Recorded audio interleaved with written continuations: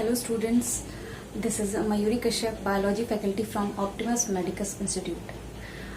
आज के लेक्चर में हम लोग स्टार्ट करने जा रहे हैं हमारा 11th बायोलॉजी और 11th बायोलॉजी में आज हम लोग पढ़ेंगे 11th का first chapter that is the living world. So 11th का फर्स्ट चैप्टर पढ़ने से पहले हम लोग ये देखते हैं कि बायोलॉजी के अंदर हमें कौन कौन से सेक्शंस को डील करना है इस साल।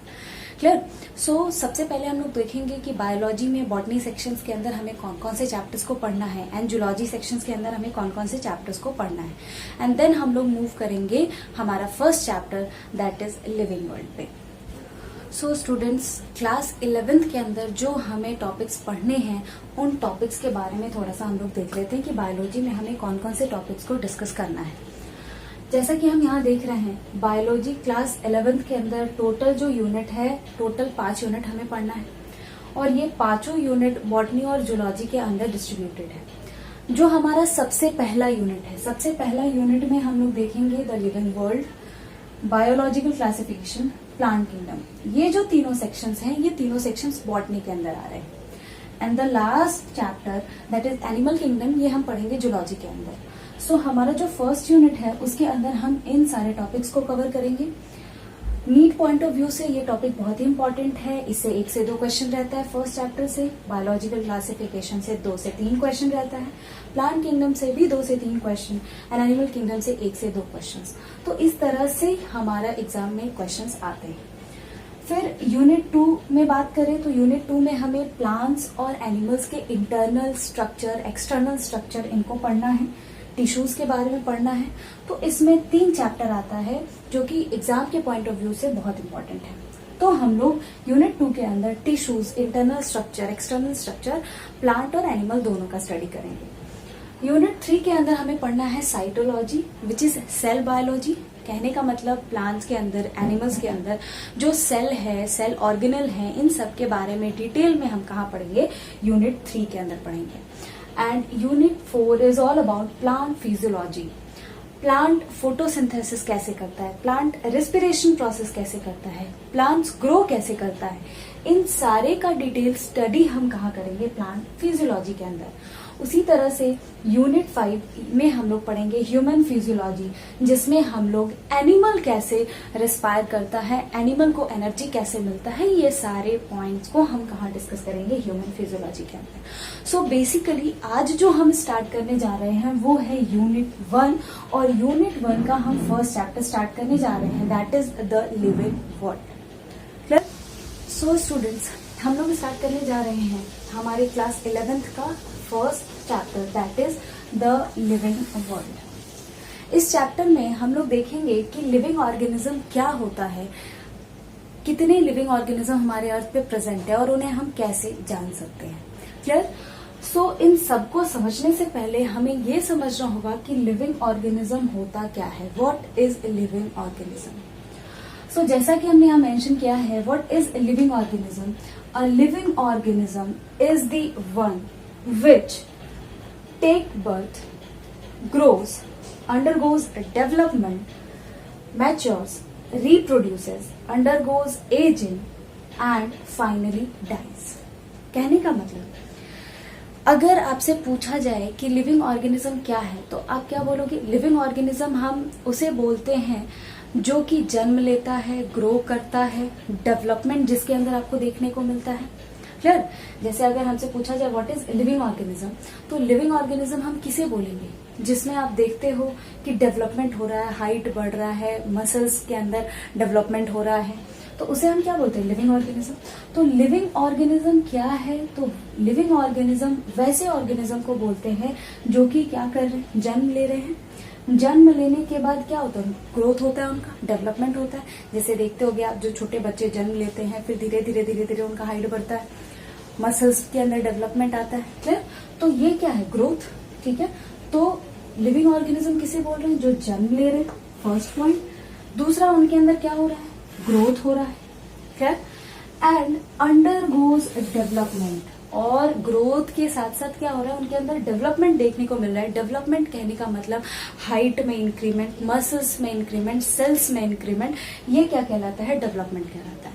फिर फिर मैच्योर होते हैं, एक ऐसा टाइम आता है जिसके बाद डेवलपमेंट जो है वो एज इट इज रह जाता है। कहने का मतलब अगर एनिमल्स की बात करें तो जो डेवलपमेंट है वो एक सर्टेन एज तक होता है, उसके बाद क्या हो जाता है, रुक जाता है। ठीक है, सो उस टाइम जब सारा डेवलपमेंट हो जाता है किसी लिविंग ऑर्गेनिज्म के अंदर तो वो क्या कहलाते हैं, मैच्योर। मैच्योर जब वो हो जाएंगे तो ही और she will be capable of reproduction, यानी वो कौन सा प्रोसेस करेंगे, रिप्रोडक्शन प्रोसेस को करेंगे। एंड देन फाइनली वो क्या हो जाते हैं, बूढ़े हो जाते हैं, यानी एजिंग। तो एजिंग के केस में क्या होता है, जो मसल्स है वो क्या होने लगते हैं, डिटोरियरेट होने लगते हैं। इसे हम क्या बोलते हैं, सेनेसेंस। सेनेसेंस का मतलब होता है ग्रोइंग ओल्ड। एंड फाइनली क्या हो जाता है, डाइज, मृत्यु हो जाती है उस ऑर्गेनिज्म की। समझ में आ रही है बात?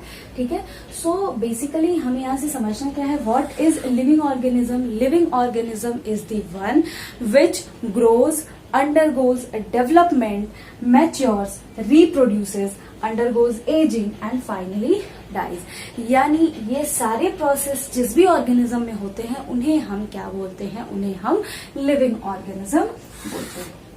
समझ में आ रही है बात? फिर से एक बार देखते हैं, what is living organism. Living organism कहने का मतलब वैसे ऑर्गेनिज्म जिनको आप देख पा रहे हो, जो जन्म ले रहा है, डेवलप कर रहा है, रिप्रोडक्शन प्रोसेस को कर रहा है, फिर बूढ़ा हो रहा है और फाइनली मर जा रहा है। ठीक है, तो ये जो सारा प्रोसेस है जिस भी ऑर्गेनिज्म में होता है उसे हम क्या बोलते हैं, लिविंग ऑर्गेनिज्म बोलते हैं। क्लियर? नेक्स्ट अब हम यहाँ टर्म देख रहे हैं लाइफ स्पैन।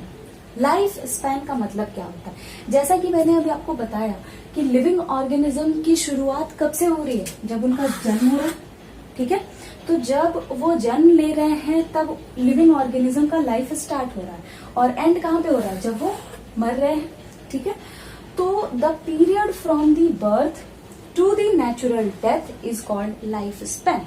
यानी जन्म लेने से लेकर के नेचुरल डेथ यानी मृत्यु तक का जो समय होता है उसे हम किसी भी लिविंग ऑर्गेनिज्म का लाइफ स्पैन बोलते हैं।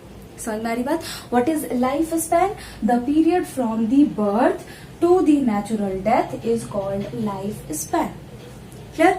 एक बार फिर से, यहां मैंने मेंशन किया है नेचुरल डेथ। इस पॉइंट को ध्यान से समझिएगा।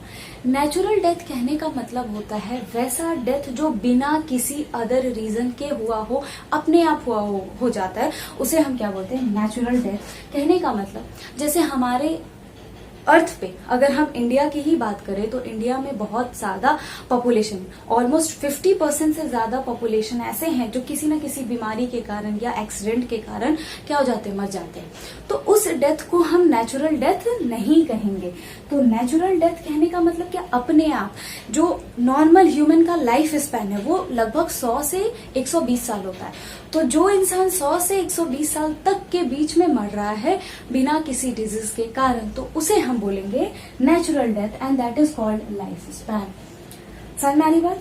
अब एवरेज लाइफ स्पैन की बात करें, ठीक है ना, यहाँ पे मैंने मेंशन किया है average life span of human. अगर ह्यूमन के एवरेज लाइफ स्पैन की बात करें, मतलब वैसा लाइफ स्पैन जिसमें जो ह्यूमन है वो 50% से ज्यादा ह्यूमन का जो पॉपुलेशन है वो क्या हो रहा है, मर जा रहा है नेचुरल डेथ से पहले, उसे हम क्या बोलेंगे, average life span of human. वो कितना है, वो है 58 to 60 ईयर। नॉर्मली पूछा जाए जो ह्यूमन है उसका लाइफ स्पैन कितना होता है, तो होता है 100 से 120 ईयर, ये जनरल है। बट इतने साल तो ज्यादा ऑर्गेनिज्म जिंदा नहीं रहते हैं, आप भी जानते हैं, ठीक है ना। बहुत कम लोग हैं जो 100 से 120 साल जिंदा रहते हैं। मेरी एक परदादी थी जिनका डेथ 101 साल की एज में हुआ था। तो ये जो है ये कैसा है, नेचुरल डेथ है। क्लियर? सो यहाँ हम इन जनरल नेचुरल डेथ की बात नहीं करते हैं, हम किसकी बात करते हैं, एवरेज लाइफ स्पैन की बात करते हैं, ठीक है ना। तो ये जो है ये नॉर्मल लाइफ स्पैन है। अगर आपसे डायरेक्टली पूछा जाए what is the life span of human, तो 100 to 120 ईयर्स के बीच में अगर कोई डेटा दिया है तो दैट इज राइट।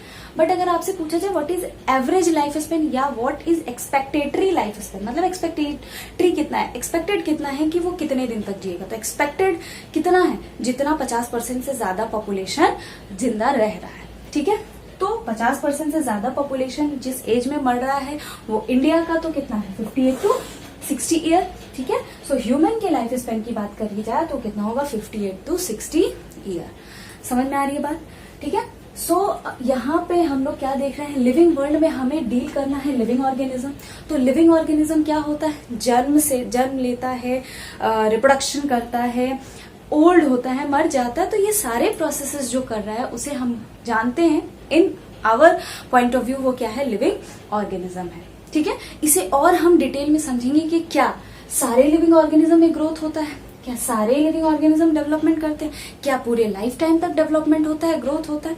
तो इसे एक एक करके हम समझते हैं कि लिविंग ऑर्गेनिज्म को पहचानने के लिए कैरेक्टरिस्टिक क्या है। क्लियर?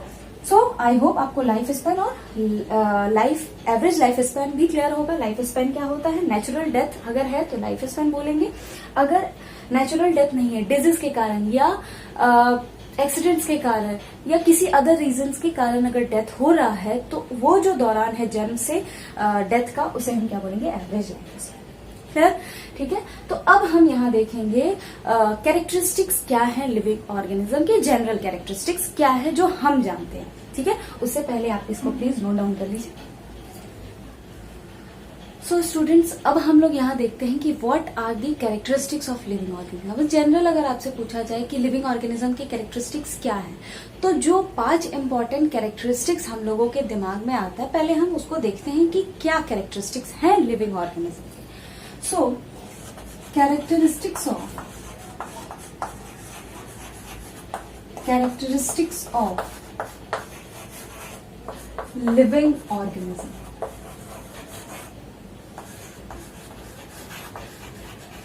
अगर हम लिविंग ऑर्गेनिज्म के कैरेक्टरिस्टिक्स की बात करें तो क्या क्या कैरेक्टरिस्टिक्स आता है, तो there are 5 important characteristics, 5 important feature of living organism. There are how many, there are 5 important features of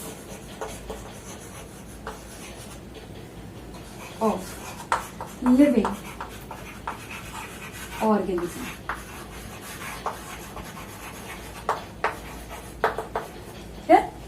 कितने फीचर्स हैं लिविंग ऑर्गेनिज्म के, 5। कौन कौन सा फीचर, तो जैसा कि अभी हमने थोड़ी देर पहले पढ़ा, लिविंग ऑर्गेनिज्म क्या करते हैं, ग्रोथ करते हैं, है ना। सो जो सबसे पहला फीचर दिमाग में आता है दैट इज ग्रोथ, ठीक है। इन जनरल ग्रोथ हम लोग क्या बोलते हैं, फीचर ऑफ लिविंग ऑर्गेनिज्म। बिल्कुल सही बात है, लिविंग ऑर्गेनिज्म का फीचर है ग्रोथ। दूसरा जो इंपॉर्टेंट फीचर है दैट इज रिप्रोडक्शन। कौन सा फीचर है, रिप्रोडक्शन। ये भी हमने देखा कि लिविंग ऑर्गेनिज्म जन्म लेता है, ग्रो करता है, डेवलपमेंट उसके अंदर होता है, और जब वो मैच्योर हो जाता है तो कौन से प्रोसेस को करता है, reproduction.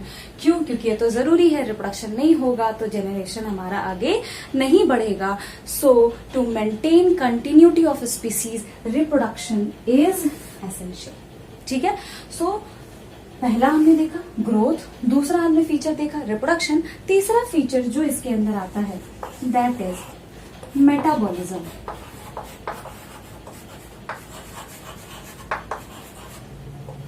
Third one is metabolism.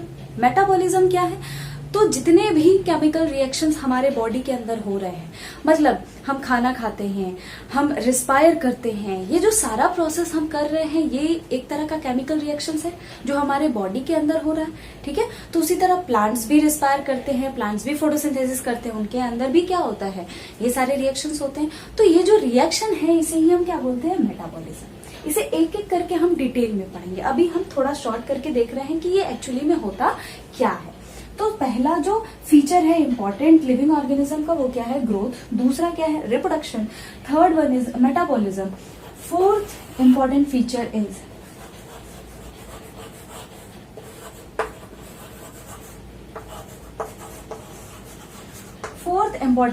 Is consciousness. अब जैसे हम कहीं रोड पे चल रहे हैं, सामने से हमारे कोई गाड़ी आ रही है, कोई भी जस्ट इमेजिन ट्रक आ रहा है, तो हम क्या हो जाते हैं, वहां से साइड हो जाते हैं ना, ऐसा तो नहीं होता ट्रक के सामने खड़े रहते कि आओ ट्रक हमें चला के चले जाओ, ऐसा तो नहीं होता ना। तो ये जो स्टेट ऑफ माइंड है जिसमें हम अपने जो हमारा स्टिमुलस है उसके अगेंस्ट रिस्पॉन्ड प्रोड्यूस कर रहे हैं, उसे हम क्या बोलते हैं, कॉन्शियसनेस। एक और एग्जांपल लेते हैं, जैसे मान लीजिए आप घर में कुछ कुकिंग कर रहे हैं, कुकिंग करते करते आपके सामने कोई बर्तन रखा हुआ है, जैसे जस्ट कढ़ाई रखा हुआ है, वो गर्म है, उस पर हाथ लग गया। तो गर्म कढ़ाई पे अगर हाथ लग जाए तो आप क्या करते हो, उस पर चिपकाए रहते हो, हाथ हटा लेते हो। ऑब्वियस सी बात है, अगर आपका माइंड सही है तो आप हाथ हटा ही लेते होगे, ठीक है ना।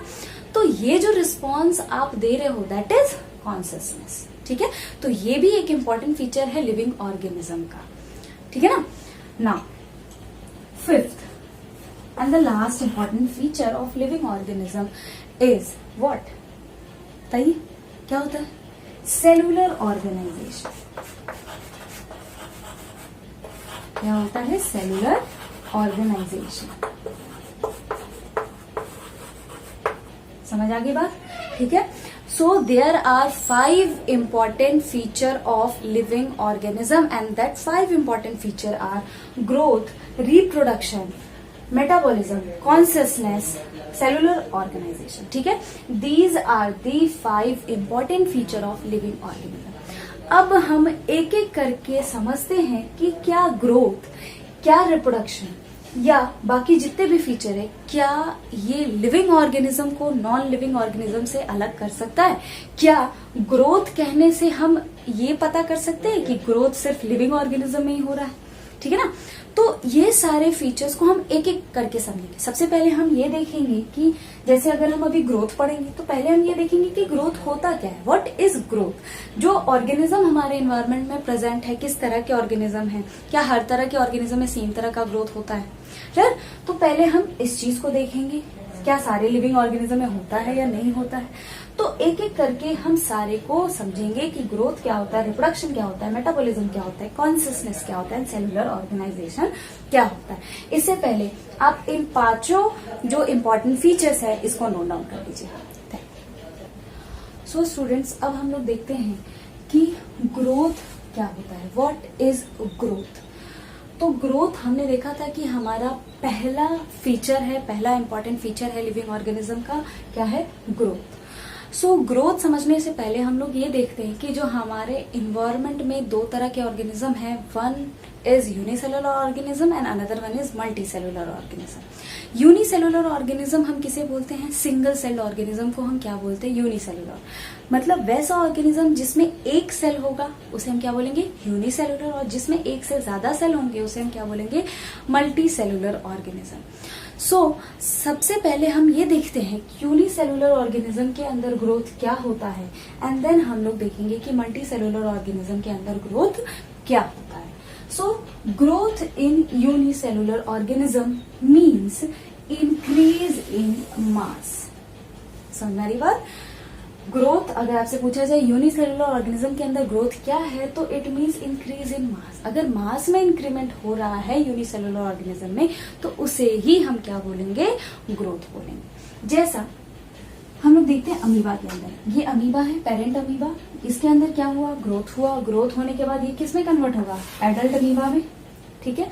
और जैसे ही ये एडल्ट होता है, मास में इंक्रीमेंट हो रहा है, फिर क्या हो जा रहा है, रिप्रोडक्शन हो जा रहा है ना।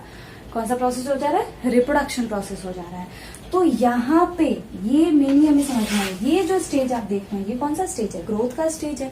तो यहाँ ग्रोथ का मतलब क्या हो रहा है, मास में इंक्रीमेंट, ठीक है ना। सो अमीबा के केस में या किसी भी यूनिसेलुलर ऑर्गेनिज्म के केस में मास अगर बढ़ रहा है तो उसका मतलब क्या होता है, उसका मतलब होता है ग्रोथ। क्लियर बात, ठीक है।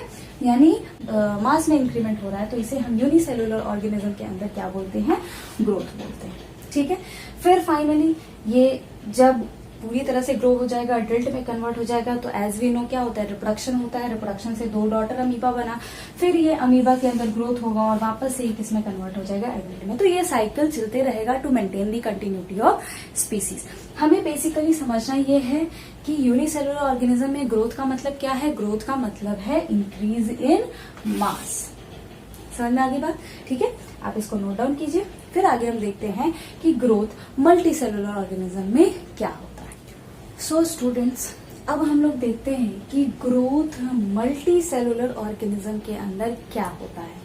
What is growth in multi cellular organism. Multi cellular organism कहने का मतलब वैसे ऑर्गेनिज्म जो कि एक से ज्यादा सेल के बने हैं, तो उसके अंदर ग्रोथ का मतलब क्या होता है। What is growth in multi cellular organism. So यहाँ अगर हम देखें तो ग्रोथ का मतलब होता है, growth means increase in mass of cell. मतलब जैसा यूनिसेलुलर ऑर्गेनिज्म में हो रहा था कि मास में इंक्रीमेंट, वैसा यहाँ भी हो रहा है, सेल के मास में इंक्रीमेंट हो रहा है ये मल्टी सेलुलर ऑर्गेनिज्म के अंदर। प्लस इसके साथ साथ increase in number of cell, cells के नंबर में भी इंक्रीमेंट हमें देखने को मिलता है। देखते हैं कैसे। जैसा कि अगर हम बात करें तो जाइगोट एक सेल है, ठीक है। तो जब जाइगोट बनता है, जाइगोट कैसे बनता है, जब मेल गैमेट और फीमेल गैमेट फ्यूज होते हैं यानी फर्टिलाइजेशन होता है, तो एक सिंगल सेल बन रहा है, दैट इज जाइगोट, ठीक है। ये मल्टी सेलुलर ऑर्गेनिज्म के केस के अंदर होता है। तो जाइगोट बन रहा है। अब देखिए जाइगोट का क्या हो रहा है, मास में इंक्रीमेंट हो रहा है, ठीक है। तो पहला लाइन तो समझ में आ गया, ग्रोथ होगा तो क्या होगा, मास ऑफ सेल्स में इंक्रीमेंट। अब मास में जैसे ही इंक्रीमेंट हो रहा है, फिर ये एक सेल से दो सेल्स बना लिया, फिर 2 से 4, 4 से 8, इसी तरह से जैसे जैसे कॉम्प्लेक्सिटी बढ़ते जाएगा, मैन की बात करें, मंकी की बात करें, तो जैसे जैसे आपको number of cells complex organism के अंदर ज्यादा मिलेंगे, ठीक है। तो यहाँ हमने एग्जाम्पल के लिए एम्ब्रायो में कितने सेल्स बना दिए हैं, 4 सेल्स बना दिए। तो आप देख रहे हैं कि जाइगोट डेवलप होकर के ग्रो करके किसमें कन्वर्ट हुआ, एम्ब्रायो में। तो मास तो बढ़ा ही है, उसके साथ साथ क्या बढ़ा है, सेल्स का नंबर भी बढ़ा है, ठीक है। तो इसे हम क्या बोलते हैं, ग्रोथ बोलते हैं मल्टी सेलुलर ऑर्गेनिज्म के अंदर। यानी अगर आपसे पूछा जाए what is growth in multi cellular organism, तो growth means increase in mass plus increase in number. यानी मास में अगर इंक्रीमेंट होगा तो उसके साथ साथ नंबर में भी इंक्रीमेंट होगा। That is what, that is in case of multi cellular organism. समझ में आ गई बात। यानी मल्टी सेलुलर ऑर्गेनिज्म में सिंगल सेल्ड ऑर्गेनिज्म से एक चीज ज्यादा होता है, क्या, ग्रोथ में, मास में, नंबर में इंक्रीमेंट होता है, ठीक है। समझ में आ गई बात। सो आप इसको नोट डाउन कर लीजिए। फिर हम देखते हैं forms of growth. So students, अब हम लोग देखेंगे forms of growth. Forms of growth में सबसे पहले हम लोग देखते हैं कि प्लांट्स के अंदर कौन सा फॉर्म ग्रोथ का देखने को हमें मिलता है। अगर प्लांट की बात करें तो प्लांट को एज यूजुअल अगर हम देखते हैं तो प्लांट में क्या होता है, पूरे लाइफ टाइम तक प्लांट के मास में इंक्रीमेंट देखने को मिलता है, प्लांट के हाइट में इंक्रीमेंट देखने को मिलता है। सो प्लांट के अंदर बेसिकली कौन सा ग्रोथ होता है, अनलिमिटेड ग्रोथ होता है। मतलब वैसा ग्रोथ जो पूरे लाइफ टाइम तक होते रहे। So in plants the growth may take place entire life. यानी प्लांट्स के अंदर जो ग्रोथ है वो पूरे लाइफ तक हो सकता है। और इस तरह के ग्रोथ को हम क्या बोलते हैं, अनलिमिटेड ग्रोथ बोलते हैं, इनडिफाइनाइट ग्रोथ बोलते हैं, या इनडिटरमिनेट ग्रोथ बोलते हैं। फिर सो प्लांट्स के अंदर अगर पूछा जाए कौन सा फॉर्म ग्रोथ का मिलता है, तो कौन सा फॉर्म मिलेगा, अनलिमिटेड मिलेगा, इनडिटरमिनेट मिलेगा एंड इनडिफाइनाइट ग्रोथ मिलेगा। मतलब वैसा ग्रोथ जो पूरे लाइफ होते रहे। नेक्स्ट अब हम आते हैं एनिमल्स पे। अगर एनिमल्स के केस में देखें तो एनिमल्स में हमें कैसा ग्रोथ देखने को मिलता है, एनिमल्स में ग्रोथ हमें एक स्पेसिफिक एज तक ही देखने को मिलता है। मतलब एक एज के बाद एनिमल्स के अंदर मास का इंक्रीमेंट नहीं होता है, सेल्स के नंबर का इंक्रीमेंट होता है या नहीं होता है ये आगे हम लोग देखेंगे। बट अगर मास की बात करें तो एनिमल्स में स्पेसिफिक एज के बाद हाइट में इंक्रीमेंट, मास में इंक्रीमेंट नहीं देखने को मिलता है। तो हम यहाँ कह सकते हैं कि in animals growth can take place only up to a specific age. एक स्पेसिफिक एज तक ही एनिमल्स में ग्रोथ देखने को मिलता है। So it is called limited, definite या determinate growth. Clear. So animals में जैसे अगर हम ह्यूमंस की बात करें तो ह्यूमंस में भी क्या होता है, जो हाइट है या जो मास है हमारे केस में भी एक एज तक ही बढ़ता है। ऐसा तो नहीं होता पूरे लाइफ टाइम तक हमारा हाइट बढ़ते रहता है, ठीक है ना। सो एनिमल्स के केस में अगर हम बात करें तो क्या होता है, जो ग्रोथ होता है वो एक स्पेसिफिक एज तक ही होगा, एक सर्टेन एज तक ही होगा। इसीलिए एनिमल्स के केस में अगर पूछा जाए किस फॉर्म का ग्रोथ का कौन सा फॉर्म मिलेगा, तो मिलेगा डिफाइनाइट या डिटर्मिनेट या लिमिटेड ग्रोथ। क्लियर। इसके बाद थर्ड हम लोग देखते हैं एल्गी और फंगी के अंदर। अगर एल्गी और फंगी की बात करें, एल्गी क्या होता है, फंगी क्या होता है, ये आगे के चैप्टर्स में हम लोग डील करेंगे, बट यहाँ हम थोड़ा सा समझते हैं। जहां भी वाटर बॉडीज होता है वहां पे क्या काई जैसा स्ट्रक्चर आप देखते होगे लग जाता है, तो वही काई क्या है, एल्गी है। तो काई जहां भी लगता है, अगर आप उसको ऑब्जर्व करें तो देखते होंगे काई जो है कभी भी हाइट में उसकी इंक्रीमेंट नहीं होता है। वो कैसे ग्रो करता है, सरफेस पे ग्रो करता है, सरफेस पे पूरा स्प्रेड होते जाता है, ठीक है ना। तो that growth is called diffused growth और लोकलाइज्ड ग्रोथ। मतलब वैसा ग्रोथ जो कि सरफेस पे ही स्प्रेड हो रहा होगा, उस ग्रोथ को हम क्या बोलते हैं, डिफ्यूज्ड और लोकलाइज्ड ग्रोथ, जो कि हमें काई यानी एल्गी वगैरह में देखने को मिलता है। तो in algae and fungi the type of growth अगर आपसे पूछा जाए कौन सा मिलता है, तो कौन सा मिलता है, डिफ्यूज्ड या लोकलाइज्ड ग्रोथ। और इसके पीछे रीजन ये है कि एल्गी और फंगी के अंदर आपको रूट, लीव्स और स्टेम्स नहीं मिलते हैं। तो जहां भी रूट, स्टेम, लीफ जिन प्लांट्स में नहीं मिलेगा वहां पे क्या होगा, क्या हाइट में इंक्रीमेंट होगा, नहीं ना। इसी कारण जो ग्रोथ एल्गी और फंगी में हमें देखने को मिलता है वो कौन सा देखने को मिलता है, डिफ्यूज या लोकलाइज्ड ग्रोथ देखने को मिलता है, ठीक है। इसके अलावा भी कुछ फॉर्म्स है, जैसे अगर हम ग्रासेस की बात करें तो ग्रासेस में जो ग्रोथ होता है, अगर आप देखते हो तो ये ग्रास, ठीक है, इस तरह का ग्रोथ आपको ग्रासेस में देखने को मिलता है। तो ग्रास में जो ग्रोथ होता है वो एपिकल पोजीशन से होता है। ऐसा नहीं होता कि पूरा का पूरा बॉडी में ग्रोथ हो रहा है। ग्रासेस में ग्रोथ कहां से होगा, एपेक्स वाले पोजीशन से। तो इस तरह के ग्रोथ को हम बोलते हैं एपिकल ग्रोथ। कौन सा ग्रोथ बोलते हैं, एपिकल ग्रोथ। सो ग्रासेस में अगर आपसे पूछा जाए type of growth, forms of growth, तो कौन सा, एपिकल ग्रोथ। क्यों, क्योंकि एपेक्स पोजीशन के कारण ग्रास में क्या होता है, ग्रोथ होता है। तो इसे हम क्या बोलेंगे, एपिकल ग्रोथ। तो ऐसे बड़े सारे ग्रोथ्स हैं जिनमें से हमारे सिलेबस के अंदर जो ग्रोथ है वो हमने यहाँ मेंशन कर दिया है। तो कौन कौन से ग्रोथ है, प्लांट्स में हमें अनलिमिटेड ग्रोथ देखने को मिलेगा, एनिमल्स के केस में हमें लिमिटेड ग्रोथ देखने को मिलेगा, एंड एल्गी एंड फंगी के अंदर हमें डिफ्यूज्ड या लोकलाइज्ड ग्रोथ देखने को मिलेगा, ठीक है। आप इसको नोट डाउन कर लीजिए। फिर आगे हम लोग देखते हैं कि ग्रोथ के बेसिस पे हम लोग ये पता कर सकते हैं कि नहीं कि ये लिविंग ऑर्गेनिज्म है या नॉन लिविंग ऑर्गेनिज्म है। सो स्टूडेंट्स, अब हम लोग यहाँ देखते हैं कि ग्रोथ के हेल्प से हम ये पता कर सकते हैं कि नहीं कि ये लिविंग ऑर्गेनिज्म है और ये नॉन लिविंग ऑर्गेनिज्म है। कहने का मतलब क्या हम लिविंग ऑर्गेनिज्म और नॉन लिविंग ऑर्गेनिज्म को एक दूसरे से डिफरेंशिएट कर सकते हैं या नहीं कर सकते हैं on the basis of growth. So growth is an important feature of all living organism. अभी थोड़ी देर पहले हमने देखा था कि लिविंग ऑर्गेनिज्म का जो 5 मोस्ट इम्पॉर्टेंट फीचर है उनमें सबसे पहला फीचर क्या था, ग्रोथ था। बिल्कुल सही बात है, growth is an important feature of all living organism, but it is not the defining feature. लेकिन ये डिफाइनिंग फीचर नहीं है।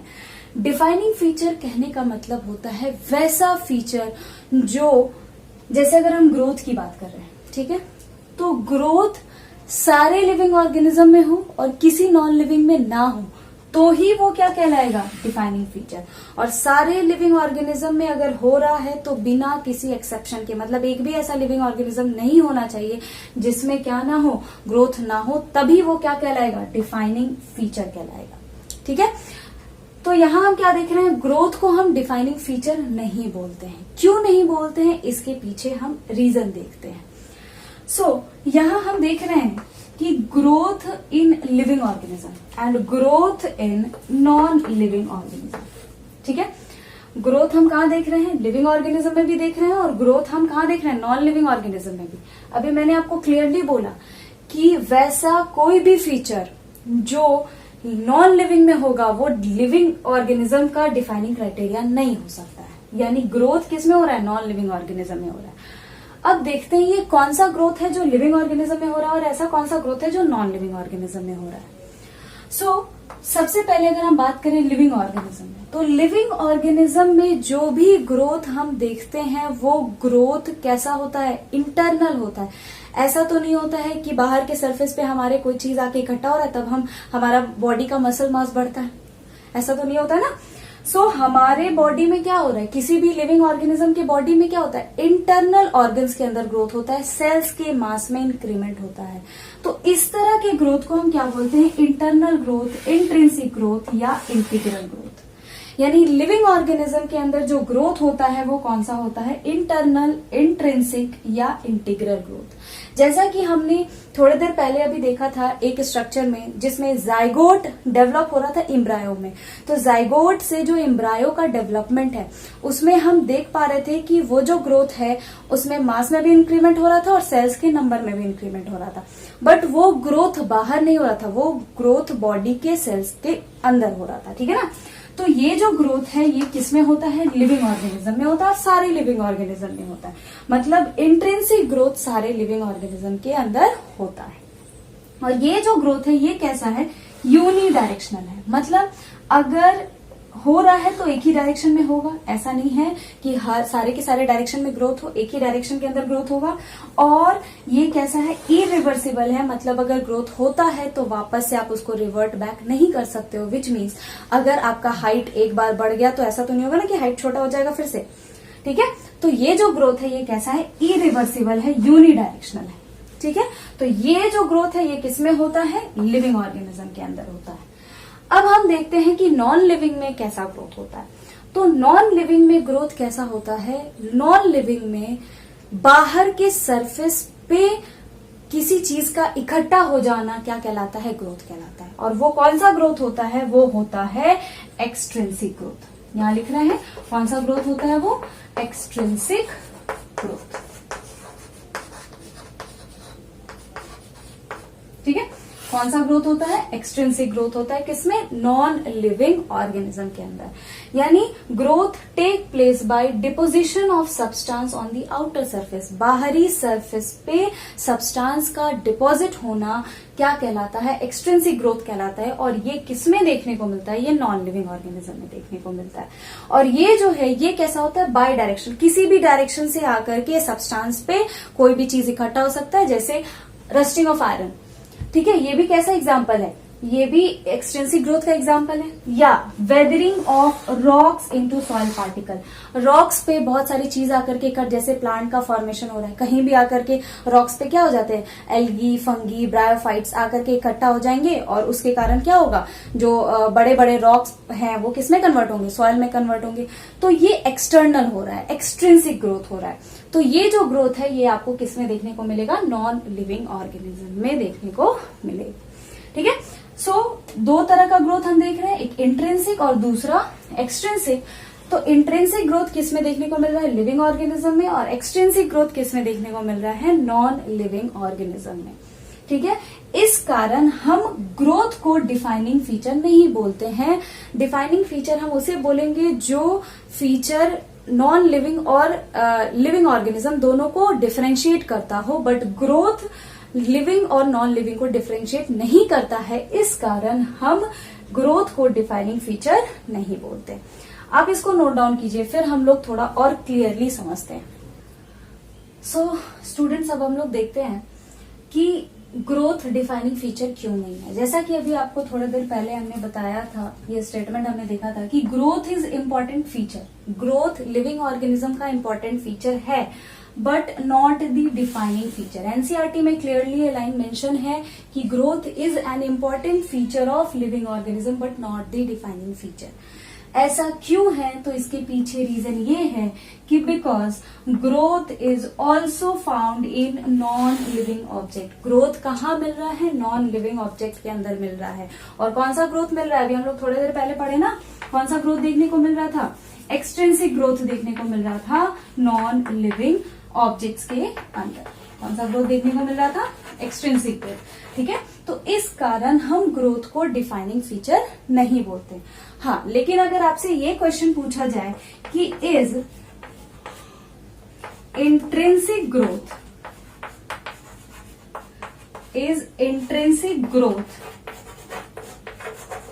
is defining feature